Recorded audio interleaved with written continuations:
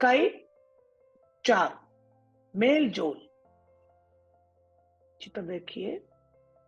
स्नेह मिला तो मिली नहीं क्या वस्तु तुम्हें, नहीं मिला यदि स्नेह बंधु, जीवन में तुमने क्या पाया। रामधारी सिंह दिनकर का वचन है।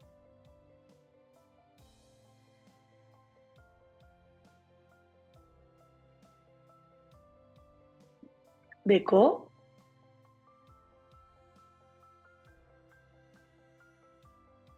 मैं निम्मी हूं। 10 अगस्त 2012 मेरा जन्मदिन है। 1 2 3 4 5 6 7 8 9 10 11 12 13 14 15 16 17 18 19 20 21 22 23 24 25 26 27 28 29 30 31। अब महीने का नाम है जनवरी, फरवरी, मार्च, अप्रैल, मई, जून, जुलाई, अगस्त, सितंबर, अक्टूबर, नवंबर, दिसंबर। यहाँ 20 लिखे अपना नाम और जन्मदिन। मैं नाम लिखा, मेरा जन्मतिथि लिखा।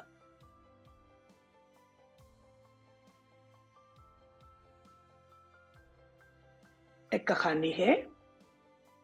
तुम्हें जियो हजारों साल, साल के दिन हो 50,000। कहानी का नाम है तुम जियो हजारों साल, साल के दिन हो 50,000। रिराज हुसैन।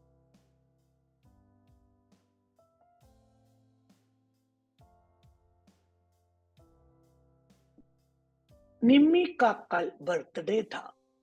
आज सुबह से वे तोहफों को खोल खोल कर देखने में लगी है। विनोद अंकल का दिया बर्थडे कार्ड बहुत सुंदर था।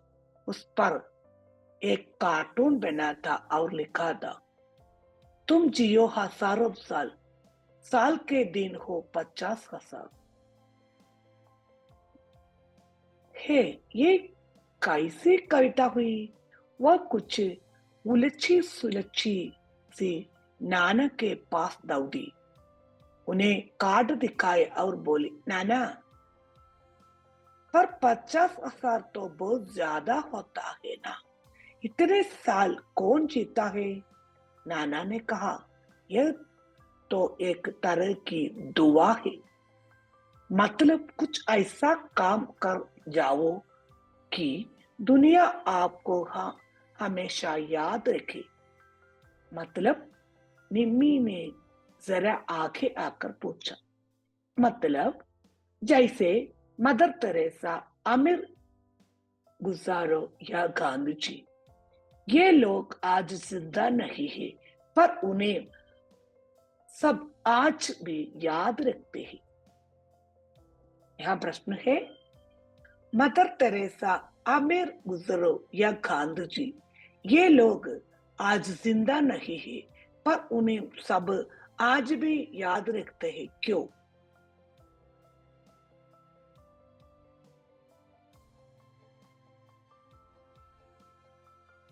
ओहो, समझी, बढ़िया बात लिखी है, निम्मी बोली।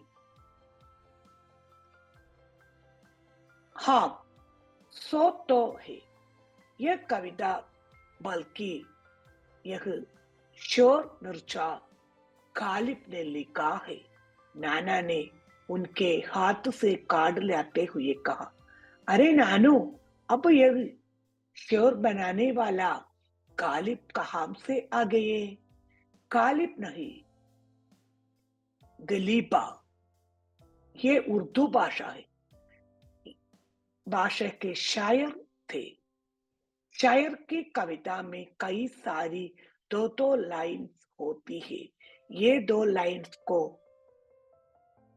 शेर कहलाती है। जैसे, तुम जियो हजारों साल, साल के दिन हो 50,000।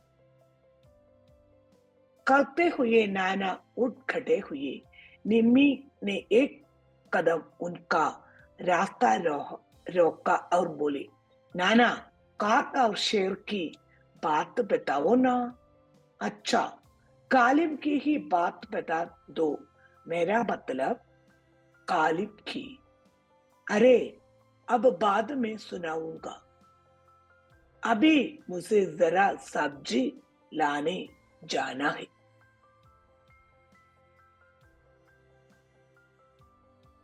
नान एक प्रश्न है,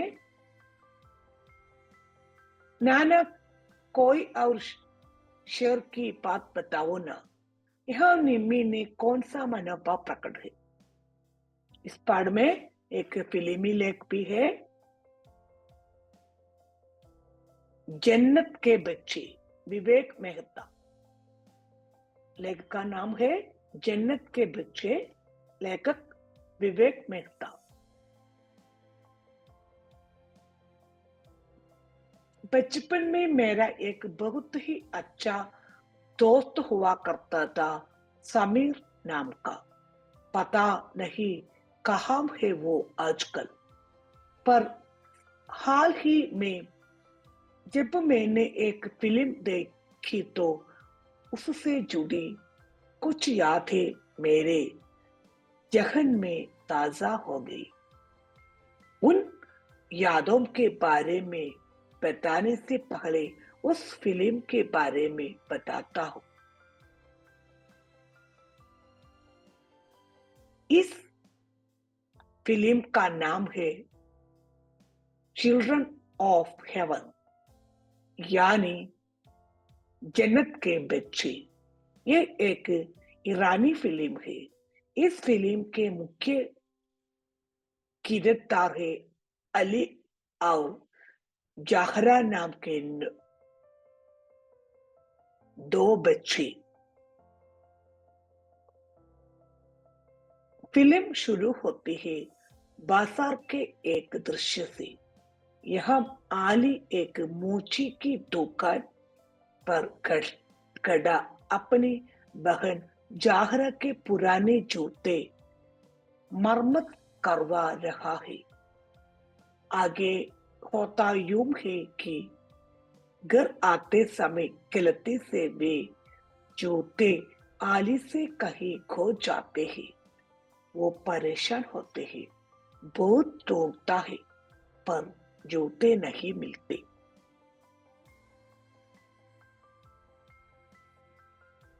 आखिरकार वह बड़े की बोझ मन में से अपने घर पहुंचता है और जहरा उसका इंतजार कर रही है। जूते गुम हो जाने की बात सुनकर वह उदास हो जाती है, पर यह सोचकर कि घर में तो नए जूतों के लिए पैसा तो है नहीं, और जूते घूमने की बात जानकर अली को सजा मिल सकती है, वह अपने अम्मी अबू को कुछ नहीं बताती।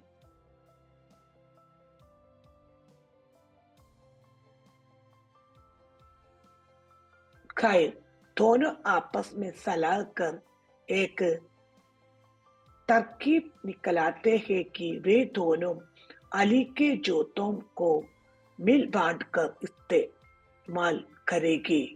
अली के जूते गहरा जाहरा के लिए थोड़े बड़े तो थे, पर इससे क्या तय होता है कि पहले जागरा सुबह के समय जूते पहनकर स्कूल जाएगी और फिर दोपहर के समय अली उन्हें पहनकर स्कूल जाएगी।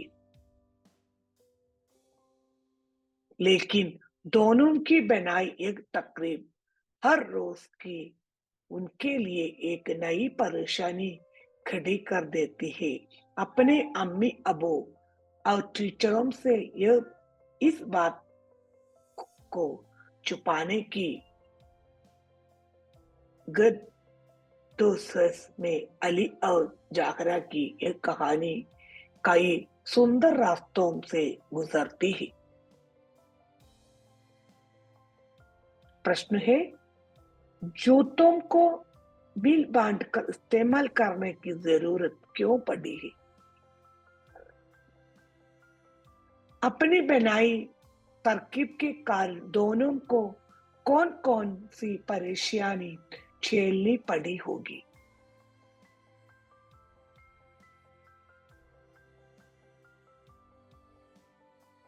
फिल्म की कहानी सुनने में तो बड़ी साधारण लगती है, पर जिस असाधारण तरीके से इस कहानी को निर्देशक माजिद मजीदी ने पर्दे पर उतरा है, वो काबिले तारीफ है। वे एक जादूगर की तरफ दर्शकों को फिल्म के जादू से बांध कर रखते हैं और उनके साथ यह समझ बांटते हैं कि जरूरी नहीं कि अब कुछ होने पर ही इंसान खुश हो, बल्कि एक छोटे से आम भाषा में गरीब कहे जाने वाले परिवार में भी रिश्ते सुंदर और गहरे हो सकते हैं। ये सुंदर इंसानी रिश्ते ही एक परिवार के सुखी और खुश होने का असली कारण है।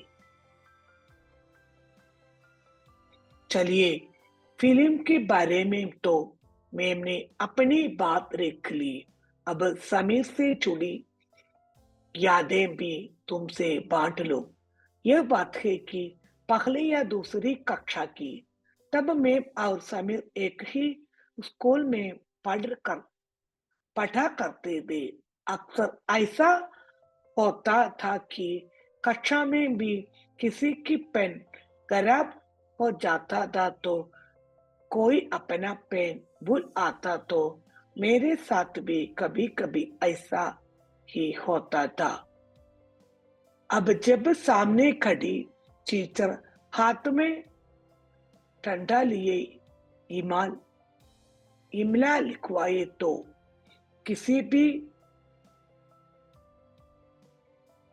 किसी को भी डर लगेगा, पर मार खाने से बचने के लिए हम दोनों मिलकर एक भी तरकीब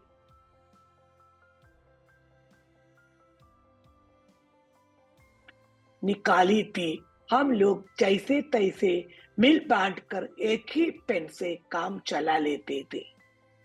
एक लाइन वो अपनी कॉपी में लिखते तो दूसरी में। इसमें थोड़ी दिक्कत तो होती थी, पर मजा भी आता था। और भी कोई चीजें थी जो हम मिल बांट कर इस्तेमाल करते थे। एक अजीब सी ही खुशी मिलती थी ऐसा करने में।